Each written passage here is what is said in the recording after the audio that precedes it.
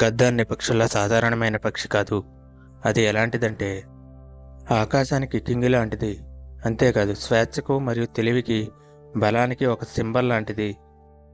వాటి life parrots లాగా కాదు. ప్యారెట్స్ మాట్లాడగలవు, కానీ గెద్దలాగా ఎత్తుకు ఎగరలేదు. కానీ గద్ద సైలెంట్గా ఉంటుంది. కానీ దాని బలం ఏమిటంటే అది ఆకాశాన్ని అందుకోగలదు. కానీ గద్ద ఎందుకంత స్పెషల్? మిగిలిన పక్షులకి దానికి ఉన్న తేడా ఏమిటి? గద్ద మెంటాలిటీ నుంచి మనం 3 విషయాలను ఈ వీడియోలో తెలుసుకుందాం.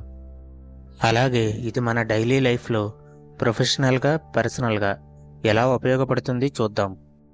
ఫస్ట్ లెసన్, అసలు గద్ద ఒక్కటే అంత యాటిట్యూడ్తో అంత ఎత్తుకు ఎలా ఎగరగలదు?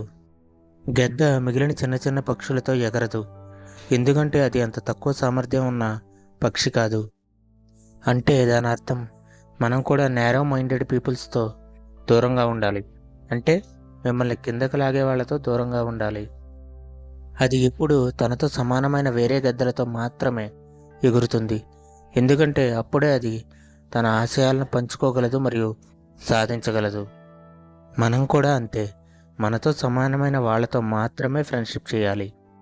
అంటే ఎవరైతే మనలాగా ఏదైనా ఒక ఆశయంతో ఉన్న వాళ్ళతో, పాజిటివ్ అండ్ సపోర్టివ్ పీపుల్తో, అలాగే ఎవరైతే మన గోల్స్ సాధించడానికి హెల్ప్ చేస్తారో అలాంటి వాళ్ళతో ఫ్రెండ్షిప్ చేయాలి.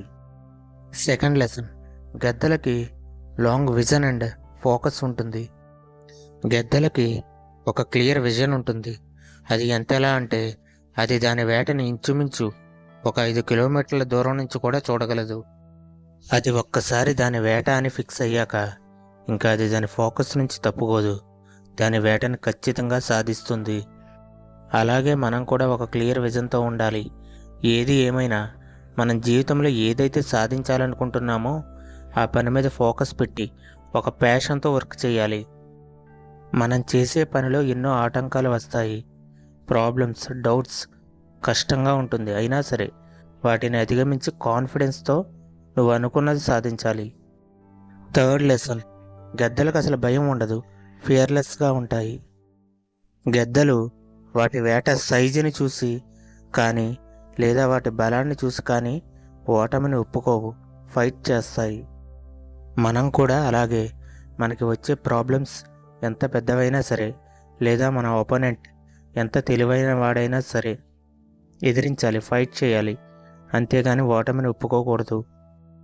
సక్సెస్ఫుల్ పీపుల్స్ మైండ్ సెట్ ఎప్పుడూ కూడా ఎలా ఉంటుంది అంటే వాళ్ళు ఎప్పుడూ ప్రాబ్లమ్స్ చూసి పారిపోరు, వాటిని ఎదుర్కొంటారు, ప్రాబ్లమ్స్ సాల్వ్ చేస్తారు, అనుకున్నది సాధిస్తారు.